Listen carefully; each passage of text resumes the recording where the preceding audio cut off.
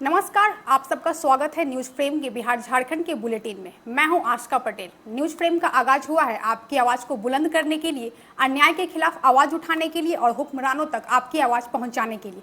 तो चलिए शुरुआत करते हैं आज की खबरों से। रांची स्थित राजभवन में सिक्किम स्थापना दिवस मनाया गया। कार्यक्रम में झारखंड के राज्यपाल संतोष कुमार गंगवार शामिल हुए और झारखंड में कार्यरत सिक्किम से जुड़े लोगों को सम्मानित किया। राज्यपाल ने कहा, सिक्किम एक सुंदर और प्रेरणादायक राज्य है। मुझे वहां जाने का अवसर मिला और अनुभव बेहद सकारात्मक रहा। सिक्किम जाने का अवसर मिला, एक कमेटी के टूर में गया था मैं, तो वास्तव में वहां जाने के बाद मैंने महसूस किया कि बहुत ही सुंदर राज्य है और वास्तव में वहाँ जरूर जाना चाहिए। और वहाँ की जिस ढंग से ऑर्गेनिक वहाँ पर काम होते हैं सब, ये वास्तव में एक बहुत ही अच्छा राज्य है और मैं चाहता हूँ कि लोग उससे वहाँ जाएं, वहाँ जाकर कोई सीखने का अवसर करें। Ranchi bureau report. रांची में आजसू पार्टी मुख्यालय पर आज मिलन समारोह का आयोजन हुआ। पार्टी प्रमुख सुदेश कुमार महतो की मौजूदगी में छात्र संगठनों के युवा, समाज सेवी और बुद्धिजीवी बड़ी संख्या में पार्टी से जुड़े। सुदेश महतो ने नए सदस्यों को पट्टा पहनाकर स्वागत किया और कहा कि युवाओं की भागीदारी से पार्टी एक सशक्त और सुलझी टीम तैयार हो रही है। पार्टी मुख्यालय में पार्टी के इस मिलन समारोह में पार्टी के नए सदस्यों का सबसे पहले मेरे डॉक्टर द्वय और उनके सहयोगी सभी का हार्दिक स्वागत है, अभिनंदन है। मैं अपने नए नाम के साथ नए विश्वविद्यालय से एमडी किए हुए अपने संजय जी और डॉक्टर अजीत जी के साथ उनके सभी साथियों का भी हार्दिक स्वागत है, अभिनंदन है। रांची से रूपम की रिपोर्ट। प्रदेश कांग्रेस अल्पसंख्यक विभाग ने मॉब लिंचिंग पर सख्त कानून की मांग दोहराई है। विभाग के अध्यक्ष मंजूर अंसारी ने प्रेस कॉन्फ्रेंस में बताया कि सरकार ने बिल 3 बार राजभवन भेजा, लेकिन किन्हीं कारणों से लौटा दिया गया। अब वे बोकारो से राजभवन तक 100 किलोमीटर की पद यात्रा करेंगे। इस मुद्दे पर विधायकों से भी संपर्क किया जाएगा। साथ ही उन्होंने बताया कि 18 मई को झारखंड दौरे पर पार्टी की नई प्रभारी जिनल एन गाला पहुंच रही हैं, जिनके स्वागत की तैयारियां शुरू हो चुकी है। पूरे झारखंड प्रदेश से कुछ बात जो आ रही है लिंचिंग पर, हम इस पर भी चाहेंगे कि हम आप लोग से मुखातिब हों कि पूरे झारखंड प्रदेश में जिस तरह का मॉब लिंचिंग का एक अड्डा जैसा बनाने का लोगों ने एक माहौल बनाने का प्रयास किया है। हमारा जो सरकार है, हेमंत जी की सरकार काफ़ी संवेदनशील सरकार है। इन्होंने लगातार प्रयास किए, बिल को बना करके भेजने के बाद भी राज्यपाल महोदय के यहाँ से कोई न कोई कारण कर वापस करने का काम किया गया। हम अपने शीर्ष नेतृत्व से इस बात का गुजारिश किए हैं कि इस पर जितना जल्दी हो सके इस पर बहुत कठोर कानून बने, जिसके तहत वैसे लोगों को कठोर सजा हो। रांची से रूपम की रिपोर्ट।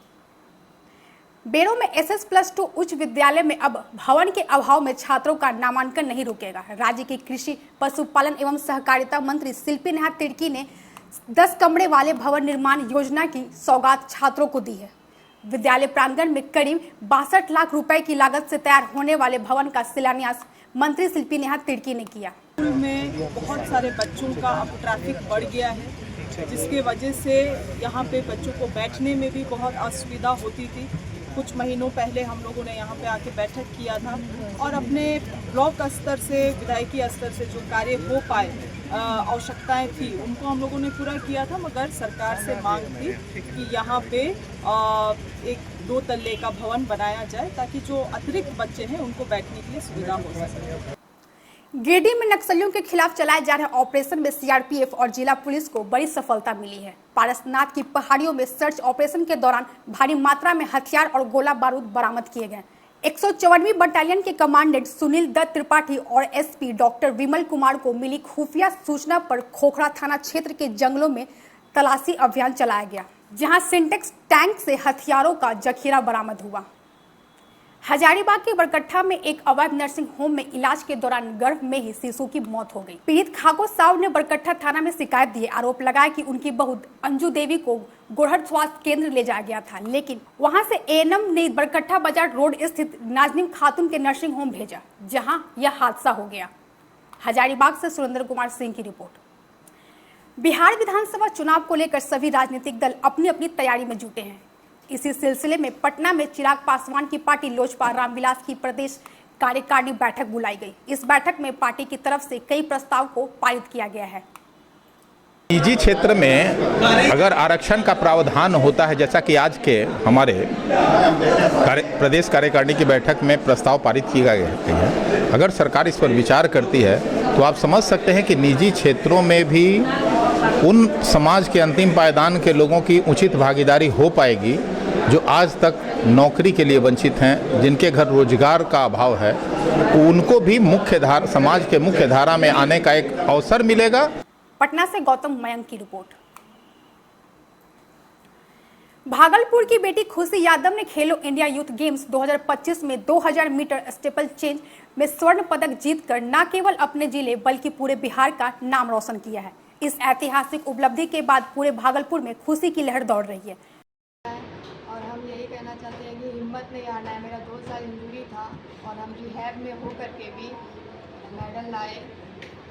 पहले बोला गया था डॉक्टर लोग कि तुम अभी घर ही चल जाओ तो अच्छा रहेगा, तुम इसमें आगे नहीं बढ़ सकती हो। तो फिर मेरे सर सब ऐसे बोले कि नहीं, तुम कर सकती हो बेटा और तुम करोगी। भागलपुर से राहिल सिद्दीकी की रिपोर्ट। मुजफ्फरपुर के पताही जगन्नाथ में पैक्स अध्यक्ष ललिता देवी के बेटे संजय चौधरी की हत्या से जुड़ा सीसीटीवी फुटेज सामने आया। फुटेज में दिख रहा है कि संजय और गुड्डू सिंह बाइक पर सवार हैं, तभी पीछे से आई बदमाश ने गोली मार दी है, जिससे दोनों गिर पड़े।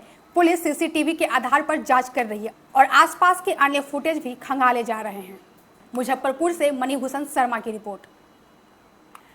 बेगूसराय में पुलिस ने समय रहते बड़ी डकैती की साजिश को नाकाम कर दिया। लाखों थाना पुलिस ने गुप्त सूचना पर कार्रवाई करते हुए 4 अपराधियों को हथियार के साथ गिरफ्तार किया। गिरफ्तार आरोपियों के पास 2 देसी कट्टा, 20 जिंदा कारतूस, 1 मोबाइल और 1 कार बरामद की गई।